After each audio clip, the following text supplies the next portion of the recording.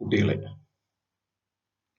നമ്മൾ accounting for non profit organisation എന്ന് പറയുന്ന അക്കൗണ്ടിങ്ങിലെ +2 ആദ്യത്തെ ചാപ്റ്ററിലേക്ക് നമ്മൾ കടക്കുകയാണ്. അതിനു മുമ്പായിട്ട് കഴിഞ്ഞ വർഷത്തെ അക്കൗണ്ടൻസി നിങ്ങൾ പഠിച്ച പാഠഭാഗവുമായി ഈ ചാപ്റ്ററിന് എന്തെങ്കിലും തരത്തിലുള്ള ബന്ധമുണ്ടോ എന്ന് നമുക്കൊന്ന് പരിശോധിക്കാം. നിങ്ങൾ കഴിഞ്ഞ വർഷം അക്കൗണ്ടിങ്ങിന്റെ പ്രൊസീജിയർ എങ്ങനെയാണെന്നും എങ്ങനെയാണ് ബുക്സ് എഴുതുന്നത്, ആദ്യം ഏത് ബുക്ക് എഴുതും? നമുക്കറിയാം ഡേ ബുക്ക് എന്ന് പറയുന്ന ബുക്കാണ് നമ്മൾ ആദ്യം എഴുതിയത് അല്ലേ. അത് കഴിഞ്ഞിട്ട് ലെഡ്ജർ എഴുതി, പിന്നെ ട്രയൽ ബാലൻസ് പ്രിപ്പയർ ചെയ്തു, പിന്നെ നമ്മൾ ട്രേഡിംഗ് ഓർഗനൈസേഷൻസിന്റെ ലാഭ നഷ്ടക്കണക്ക്, അതായത് ഫൈനൽ അക്കൗണ്ട്സ് പ്രിപ്പയർ ചെയ്തു. അതിന് നമ്മൾ പ്രിപ്പയർ ചെയ്ത അക്കൗണ്ട് എന്ന് പറയുന്നത് പ്രോഫിറ്റ് ഓർ ലോസും ബിസിനസിന്റെ സ്ഥിതി വിലയിരുത്താൻ വേണ്ടിയിട്ട് ബാലൻസ് ഷീറ്റും പ്രിപ്പയർ ചെയ്തു. ഇത്തരം കാര്യങ്ങളാണ് നമ്മൾ കഴിഞ്ഞ വർഷം നമ്മൾ ചെയ്തത്. ഈ വർഷം നിങ്ങൾക്ക് 2 ചാപ്റ്ററുകളാണ് പഠിക്കാനുള്ളത്. ഒന്ന് accounting for not for profit ഓർഗനൈസേഷനും രണ്ടാമത്തത് പാർട്ണർഷിപ്പ് ഓർഗനൈസേഷൻസിന്റെ അക്കൗണ്ടിങ്ങും.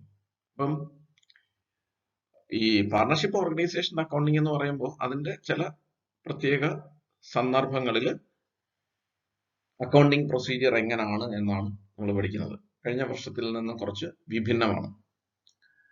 അതേസമയം accounting for non profit organisation എന്ന് പറയുന്നത് നിങ്ങൾ കഴിഞ്ഞ വർഷം പഠിച്ച ട്രേഡിംഗ് ഓർഗനൈസേഷൻസിന്റെ ഫൈനൽ അക്കൗണ്ട്സിന് സമാനമാണ്. ഒരുപാട് സമാനതകൾ അതിനുണ്ട്. നിങ്ങൾക്ക് പറയാതെ തന്നെ അറിയാം, പ്രത്യേകിച്ച് ഏത് തരത്തിലുള്ള ഓർഗനൈസേഷൻ ആണെങ്കിൽ പോലും, അത് ട്രേഡിംഗ് ഓർഗനൈസേഷൻ ആയിക്കോട്ടെ, നോൺ പ്രോഫിറ്റ് ഓർഗനൈസേഷൻ ആയിക്കോട്ടെ, പാർട്ണർഷിപ്പോ സോൾ ട്രേഡറോ സൊസൈറ്റിയോ ബാങ്കോ ഏത് തരത്തിലുള്ള ഓർഗനൈസേഷൻ ആയിക്കോട്ടെ, ഈ അക്കൗണ്ടിങ് പ്രൊസീജിയർ എന്ന് പറയുന്ന സംഗതി എല്ലാത്തിനും ഒരുപോലാണ്. അതായത് ട്രയൽ ബാലൻസിന്റെ പ്രിപ്പറേഷൻ വരെയുള്ള സംഗതികൾ, ഡേ ബുക്ക് പ്രിപ്പയർ ചെയ്യേണ്ടതായിട്ട് വരും, ലെഡ്ജർ പ്രിപ്പയർ ചെയ്യേണ്ടതായിട്ട് വരും, അതിനെ വീണ്ടും സമ്മറൈസ് ചെയ്ത് ട്രയൽ ബാലൻസ് പ്രിപ്പയർ ചെയ്യേണ്ടതായിട്ട് വരും. അതിനുശേഷമാണ് നമ്മൾ ഫൈനൽ അക്കൗണ്ട്സ് എന്ന് പറയുന്ന സ്റ്റേജിലേക്ക് എത്തുന്നത്. അപ്പം ഫൈനൽ അക്കൗണ്ട്സിന്റെ ഉദ്ദേശം എന്താണ്?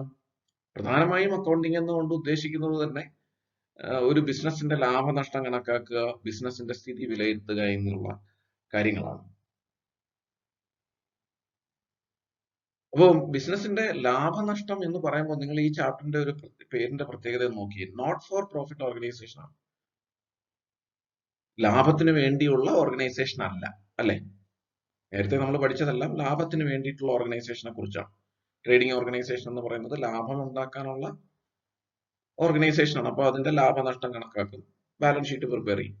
ഞാൻ എന്നിട്ട് പറയുകയാണ്, കഴിഞ്ഞ വർഷത്തിന് സിമിലർ ആയിട്ട് തന്നെയാണ് ഇവിടെയും final accounts not for profit organization അത് വരുന്നതാണ്. സിമിലാരിറ്റീസ് ഞാൻ പറയാം. കഴിഞ്ഞ വർഷം നിങ്ങൾ പ്രിപ്പയർ ചെയ്തത് പ്രോഫിറ്റ് ഓർ ലോസ് അക്കൗണ്ട് ആണ്, ലാഭം കണക്കാക്കാൻ അല്ലെങ്കിൽ നഷ്ടം കണക്കാക്കാൻ വേണ്ടിയിട്ട് അല്ലേ. ബാലൻസ് ഷീറ്റ് പ്രിപ്പയർ ചെയ്തു ബിസിനസിന്റെ സ്ഥിതി വിലയിരുത്താൻ.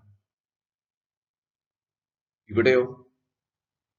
ഇവിടെ ലാഭനഷ്ടം എന്നൊന്നില്ല.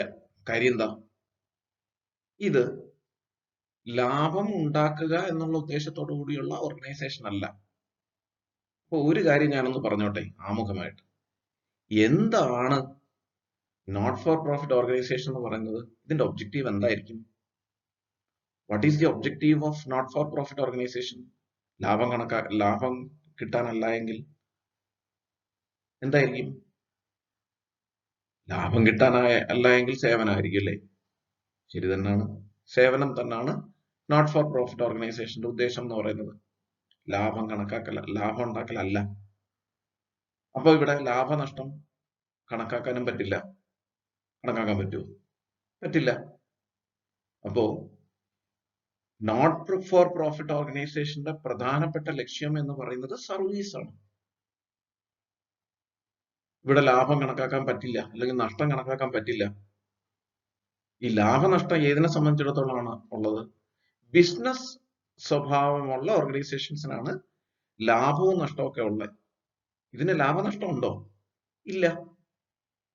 പക്ഷേ ലാഭവും നഷ്ടവും ഇല്ല എങ്കിലും ഇവിടെ ഒരു സർപ്ലസ് ഉണ്ടാകുമല്ലോ. ഒരു ഫണ്ടിന് സർപ്ലസോ ഷോർട്ടേജോ വരുമല്ലോ. ഏത് തരത്തിലുള്ള ഓർഗനൈസേഷൻ ആണെങ്കിലും ഇത് നടത്തിക്കൊണ്ട് പോകണമെങ്കിൽ എന്ത് വേണം? പൈസ വേണം, അല്ലേ? ഈ പൈസ നമ്മൾ പല കാര്യങ്ങൾക്കും വേണ്ടി ഉപയോഗിക്കും. ഉപയോഗിച്ച് കഴിയുമ്പോൾ ചെലവഴിച്ച് കഴിയുമ്പോൾ എന്ത് വരും? ചിലപ്പോ കുറവ് വരാം, കൂടുതൽ വരാം. അപ്പോ ലാഭമൊന്നും നഷ്ടമൊന്നും പറയുന്നതിന് പകരം നമ്മൾ എന്ത് ഉപയോഗിക്കും? ഇവിടെ ഫണ്ടിന്റെ സർപ്ലസും ഡെഫിസിറ്റും എന്ന് പറയും. പ്രശ്നം തീർന്നില്ല, അല്ലേ? അപ്പൊ ഈ സർപ്ലസും ഡെഫിസിറ്റും, ലാഭനഷ്ടത്തിന് പകരം നമ്മൾ ഉപയോഗിക്കുന്ന വാക്ക് സർപ്ലസ് ആൻഡ് ഡെഫിസിറ്റ്. ഇത് കണ്ടുപിടിക്കാൻ വേണ്ടിയിട്ട് ഒരു അക്കൗണ്ട് പ്രിപ്പയർ ചെയ്യണമല്ലോ. നമ്മൾ നേരത്തെ പ്രോഫിറ്റ് ഓർ ലോസ് അക്കൗണ്ട് എന്ന് പറഞ്ഞു. ഇനി അതിന് അങ്ങനെ പറയാൻ പറ്റില്ല. പകരം നമ്മൾ എന്ത് പറയും? ഇൻകം ആൻഡ് എക്സ്പെൻഡിച്ചർ അക്കൗണ്ട് എന്ന് പറയും. അപ്പൊ ഇങ്ങനെയുള്ള ചെറിയ ചെറിയ ഘടനാ വ്യത്യാസങ്ങൾ മാത്രമേ ഈ പറയുന്ന കഴിഞ്ഞ വർഷം നമ്മൾ പഠിച്ച ട്രേഡിംഗ് അക്കൗണ്ടിൽ ഈ നോട്ട് ഫോർ പ്രോഫിറ്റ് ഓർഗനൈസേഷൻ തങ്ങളിലുള്ളൂ. ഇത് പറയാൻ വേണ്ടിയിട്ടാണ് ഞാൻ ഇത്രയും പറഞ്ഞത്. അപ്പോ നോട്ട് ഫോർ പ്രോഫിറ്റ് ഓർഗനൈസേഷൻ എന്ന് കണ്ടിട്ട് നിങ്ങൾ പേടിക്കേണ്ട കാര്യമില്ല. എന്തേ ഉള്ളൂ, വളരെ സിമ്പിൾ ആണ്. കഴിഞ്ഞ വർഷം നിങ്ങൾ പഠിച്ച ഫൈനൽ അക്കൗണ്ട്സ് അത് നിങ്ങൾ ഇവിടെ പഠിക്കുന്നു. നോട്ട് ഫോർ പ്രോഫിറ്റ് ഓർഗനൈസേഷന്റെ ഫൈനൽ അക്കൗണ്ട്സ്. അപ്പോ ഏത് തരത്തിലുള്ള ഓർഗനൈസേഷൻ ആണെങ്കിലും ട്രയൽ ബാലൻസിന് വരെയുള്ള പ്രിപ്പറേഷൻ സെയിം ആണ്. ക്ലിയർ ആണല്ലോ? അപ്പോ ഇനി ഇതിന്റെ പ്രധാന ലക്ഷ്യം എന്താണെന്ന് പറഞ്ഞു? നമ്മൾ നോൺ പ്രോഫിറ്റ് ഓർഗനൈസേഷന്റെ പ്രധാന ലക്ഷ്യം എന്താണെന്ന് നമ്മൾ പറഞ്ഞേ? പ്രധാന ലക്ഷ്യം എന്ന് പറയുന്നത് സർവീസ് ആണെന്ന് പറഞ്ഞു, അല്ലേ? സർവീസ് ആണ് ഒരു നോൺ പ്രോഫിറ്റ് ഓർഗനൈസേഷനെ സംബന്ധിച്ചിടത്തോളം അതിന്റെ പ്രധാനപ്പെട്ട ലക്ഷ്യം എന്ന് പറയുന്നത്. Service is the main objective of non profit organization, not the profit as in business. Business പോലല്ല, ഇതൊരു ബിസിനസ് ഓർഗനൈസേഷനേ അല്ല. അപ്പം ലാഭം ഉണ്ടാക്കുന്ന ഓർഗനൈസേഷൻ അല്ലെങ്കിൽ എന്താണ് ഈ അക്കൗണ്ടിങ്ങിന്റെ പ്രാധാന്യം? എന്തെങ്കിലും പ്രാധാന്യമുണ്ട്? നമുക്ക് മനസ്സിൽ അങ്ങനല്ലേ തോന്നുന്നേ? അക്കൗണ്ടിങ്ങിന് യാതൊരു റിലവൻസും ഇല്ലാന്നല്ലേ തോന്നുന്നേ? പക്ഷേ ചില റിലവൻസ് ഉണ്ട്, ചില ഇമ്പോർട്ടൻസ് ഇതിനുണ്ട്. എന്താണ് അക്കൗണ്ടിങ്ങിന് ഈ നോൺ പ്രോഫിറ്റ് ഓർഗനൈസേഷനകത്തുള്ള ഇമ്പോർട്ടൻസ് എന്ന് പറയുന്നത്? നോർമലി ഈ പറയുന്ന not for profit organisations business activities അവർ ഏറ്റെടുക്കാറില്ല. They do not undertake any business activity. ശരിയല്ലേ? These organizations are managed by the trustees. ചില വിശ്വസ്തരായ ആൾക്കാരെ മെമ്പേഴ്സ് തന്നെ എലക്ട് ചെയ്ത് വെക്കും. They are fully accountable to their members and the society for the utilization of the funds raised for meeting the objectives of the organization. Business ഈ പറയുന്ന not for profit ഓർഗനൈസേഷൻസിന്റെ objective എന്താണ്? Providing service, അല്ലേ? അപ്പോ ഈ service provide ചെയ്യണമെങ്കിൽ എന്ത് വേണം? Fund വേണം, അല്ലേ? ഈ ഫണ്ട് റൈസ് ചെയ്യണ്ടേ? ആവശ്യങ്ങൾക്ക് ഉപയോഗിക്കണ്ടേ? യൂട്ടിലൈസ് ചെയ്യണ്ടേ? ഈ ഫണ്ട് റൈസ് ചെയ്യുന്നതുമായി ബന്ധപ്പെട്ടും യൂട്ടിലൈസ് ചെയ്യുന്നതുമായി ബന്ധപ്പെട്ടും ഉള്ള കാര്യങ്ങൾ ആരടുത്ത് അക്കൗണ്ടബിൾ ആണ്?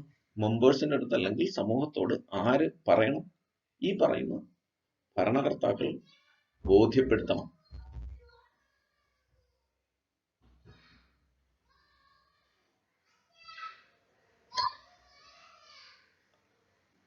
സോ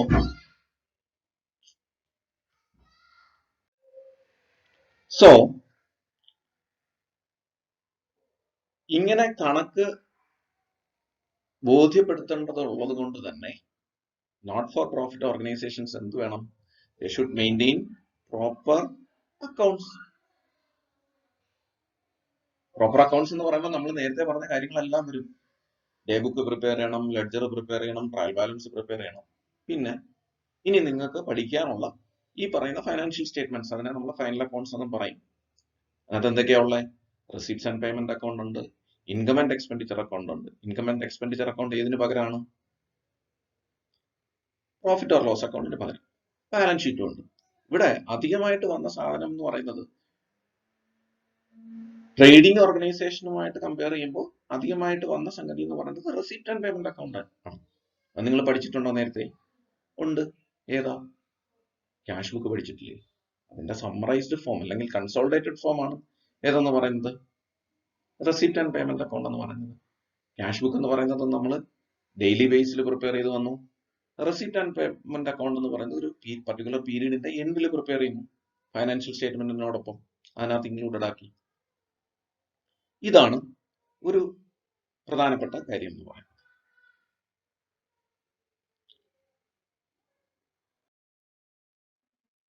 ഇനി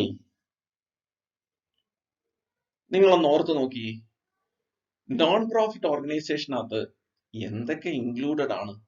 ഏതൊക്കെ ഓർഗനൈസേഷൻസ് നിങ്ങൾക്ക് പരിചയമുണ്ട് നോട്ട് ഫോർ പ്രോഫിറ്റ് ഓർഗനൈസേഷനകത്തുള്ളൂ? നോക്കി, ക്ലബുകൾ, സ്പോർട്സ് ക്ലബൊക്കെ ഇല്ലേ? നിങ്ങൾക്ക് പരിചയമുള്ളതല്ലേ? ചാരിറ്റബിൾ ഇൻസ്റ്റിറ്റ്യൂഷൻസ്, ലൈബ്രറി, സ്കൂളുകള്, religious organisations, trade unions, welfare societies. പിന്നെന്താ ഉള്ളത്? ഈ കലയും സംസ്കൃതിയൊക്കെ പ്രോത്സാഹിപ്പിക്കാൻ വേണ്ടിയിട്ട് ചില സൊസൈറ്റികളൊക്കെ ഉണ്ടാക്കത്തില്ലേ? ഫിലിം ക്ലബുകളൊക്കെ ഇല്ലേ? ഫിലിം സൊസൈറ്റി, അതേമാതിരിയുള്ള സംഗതികൾ. ഇതെല്ലാം നോട്ട് ഫോർ പ്രോഫിറ്റ് ഓർഗനൈസേഷൻസിന് എക്സാമ്പിൾസ് ആണ്. നമ്മള് നോട്ട് ഫോർ പ്രോഫിറ്റ് ഓർഗനൈസേഷനെ കുറിച്ച് കുറെ അധികം കാര്യങ്ങൾ പറഞ്ഞു. എന്തൊക്കെ കാര്യങ്ങളാണ് പറഞ്ഞേ? ഒന്ന്, എന്താണ് ഒരു നോട്ട് ഫോർ പ്രോഫിറ്റ് ഓർഗനൈസേഷൻ എന്ന് പറഞ്ഞു. അതിന്റെ പ്രധാനപ്പെട്ട ലക്ഷ്യം എന്താണെന്ന് പറഞ്ഞു, അല്ലേ? ഇതിനകത്ത് അക്കൗണ്ടിങ്ങിന്റെ റിലവൻസ് അല്ലെങ്കിൽ ഇമ്പോർട്ടൻസ് എന്താണെന്ന്, പ്രാധാന്യം എന്താണെന്ന് നമ്മൾ പറഞ്ഞു. ഏതൊക്കെയാണ് ഈ പറയുന്ന അക്കൗണ്ടിങ്ങിനകത്ത് വരുന്നത്? ഫൈനാൻഷ്യൽ സ്റ്റേറ്റ്മെന്റ്സിനകത്ത് ഇൻക്ലൂഡഡ് ആയിട്ടുള്ള ഭാഗങ്ങൾ ഏതൊക്കെയാണ്? അതോടൊപ്പം തന്നെ ഇതിനകത്ത് ഇൻക്ലൂഡഡ് ആയിട്ടുള്ള ഓർഗനൈസേഷൻ, ഡിഫറെന്റ് ആയിട്ടുള്ള ഓർഗനൈസേഷൻസ് ഏതൊക്കെയാണെന്നും നമ്മൾ അന്വേഷിച്ചു. ഇതൊക്കെ വെച്ചിട്ട് നമുക്ക് ഇതിന്റെ ക്യാരക്ടറിസ്റ്റിക്സ്, ഇതിന്റെ സ്വഭാവം നമുക്കൊന്ന് എക്സ്പ്ലെയിൻ. അപ്പോ നമുക്ക് നോൺ പ്രോഫിറ്റ് ഓർഗനൈസേഷന്റെ ക്യാരക്ടറിസ്റ്റിക്സ് വിശദമായി നമുക്കൊന്ന് പരിശോധിക്കാം. എന്തൊക്കെയാണ് ക്യാരക്ടറിസ്റ്റിക്സ് നോൺ പ്രോഫിറ്റ് ഓർഗനൈസേഷൻ? നമുക്കറിയാം, നമ്മൾ ഏറ്റവും പ്രധാനപ്പെട്ട ഒബ്ജക്റ്റീവായിട്ട് നമ്മൾ പറഞ്ഞത് എന്താണ്? നോൺ പ്രോഫിറ്റ് ഓർഗനൈസേഷനെ സംബന്ധിച്ചിടത്തോളം സർവീസ് ആണ്, അല്ലേ? അപ്പോ അതുമായി റിലേറ്റഡ് ആയിട്ടുള്ള ഒരു ക്യാരക്ടറിസ്റ്റിക്, ഒരു സ്വഭാവം നമുക്കൊന്ന് പരിശോധിക്കാം. എന്തിനു വേണ്ടിയിട്ടാണ് അപ്പോ not for profit organisations form ചെയ്തിരിക്കുന്നത്? For providing service to a specific group or public at large. അപ്പോൾ സർവീസസ് എന്ന് പറയുമ്പോൾ എഡ്യൂക്കേഷനുമായിട്ട് റിലേറ്റഡ് ആയിട്ടുള്ളതോ, ഹെൽത്ത് കെയർ റിലേറ്റഡ്, ആരോഗ്യ സംരക്ഷണവുമായി റിലേറ്റഡ് ആയിട്ടുള്ളത്, സ്പോർട്സ്, റെക്രിയേഷൻ, ഈ വക സംഗതികളൊക്കെയാണ്. അപ്പോ ഒബ്ജക്റ്റീവിനെ ബേസ് ചെയ്തിട്ട് ഇതിന്റെ ഫോർമേഷൻ എന്ത് പർപ്പസിന് വേണ്ടിയിട്ടാണ്? That is for service A specific group or A public at large. That is one of the important characteristics of not for profit organization. Then എങ്ങനായിരിക്കും ഇതിന്റെ ഫോർമേഷൻ? ഏത് രൂപത്തിലായിരിക്കും? These are organized as charitable trust or societies. ഒരു charitable trust ആയിട്ടോ അല്ലെങ്കിൽ സൊസൈറ്റിയോ ആയിട്ടായിരിക്കും ഈ പറയുന്ന not for profit organisations form ചെയ്തിരിക്കുന്നത്. ഇതിന്റെ വരിക്കാരെ അല്ലെങ്കിൽ സബ്സ്ക്രൈബേഴ്സിനെ നമ്മൾ പറയും they are the members.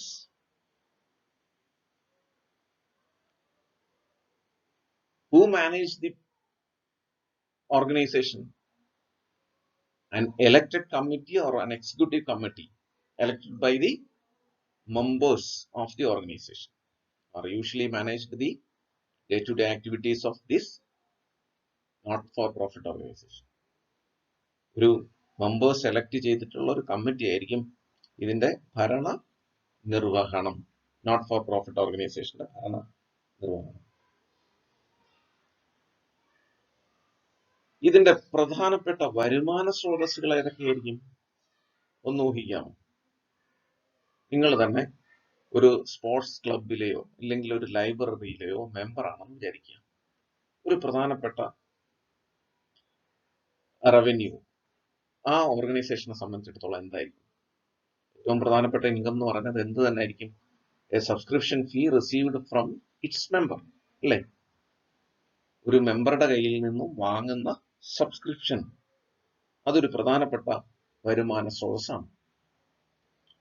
ആൾക്കാർ സംഭാവനകൾ നൽകും, that is donations, legacies.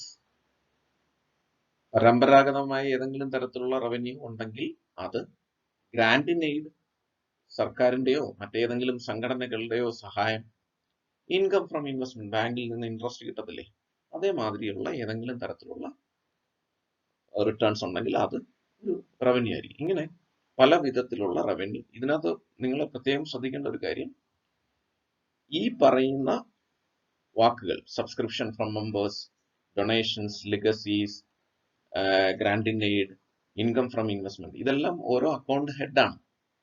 Problem ചെയ്യുന്ന സമയത്ത് ഈ വാക്കുകളുടെയൊക്കെ പരിചയം ആവശ്യമുണ്ട്. അതുകൊണ്ട് ഇതെന്താണെന്ന് കൃത്യമായി മനസ്സിലാക്കിയിരിക്കുന്നു. വീണ്ടും റിപ്പീറ്റ് ചെയ്ത്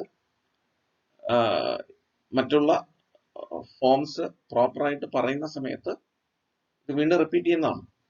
എങ്കിലും ഈ പറയുന്ന കാര്യങ്ങൾ ആ സമയത്ത് ഓർമ്മയുണ്ടാകും.